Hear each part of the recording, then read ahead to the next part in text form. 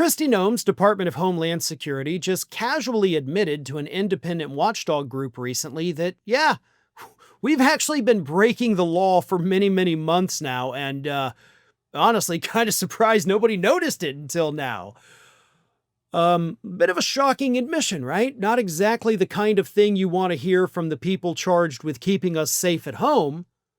You know, their job is to make sure we don't get hurt, and yet here they are telling the independent watchdog group American Oversight that, oh yeah, we break the law almost every day. It's pretty fun. But yeah, that's what we've been doing. In fact, they were so open about how frequently they're breaking the law that they actually gave the date to American Oversight of when they started breaking the law.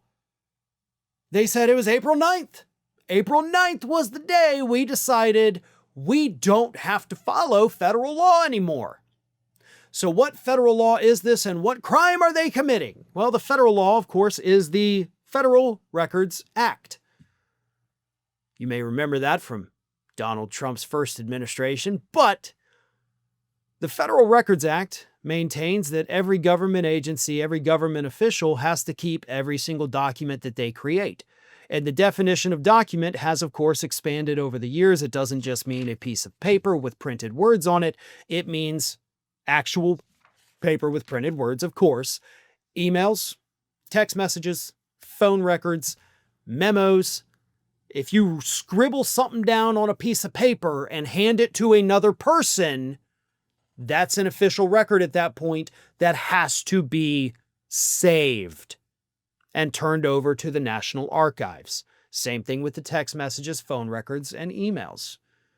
However, on April 9th, according to the Department of Homeland Security themselves, we stopped doing that. And we have started deleting text messages and deleting emails and getting rid of the physical documents. We're not maintaining squat. And the reason they were so willing to tell American Oversight this is because American Oversight was trying to get their hands on internal documents from Homeland Security relating to the military takeover of LA last month. And they were like, yeah, we can't do it because as of April 9th, we don't save any records. That is a very clear and obvious violation of the Federal Records Act. Those records are supposed to be turned over to the National Archives. Everything related to anything that they do in their official capacity. And now we don't have them.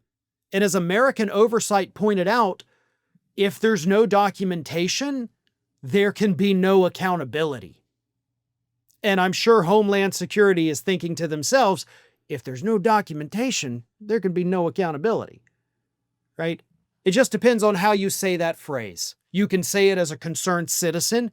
If there's no documentation, there's no accountability. Or you can say it as a person trying to get away with something. Hey, if there's no documentation, there's no accountability.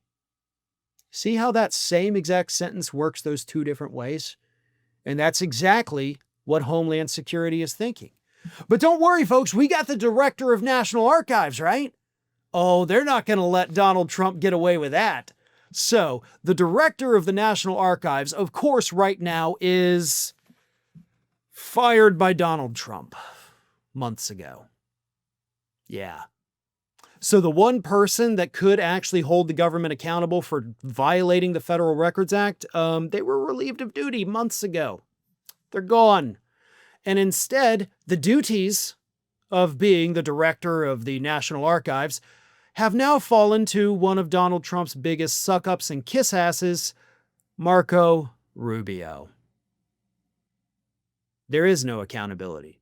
And unfortunately, with the destruction of documents, which Homeland Security admits to, there can be no accountability.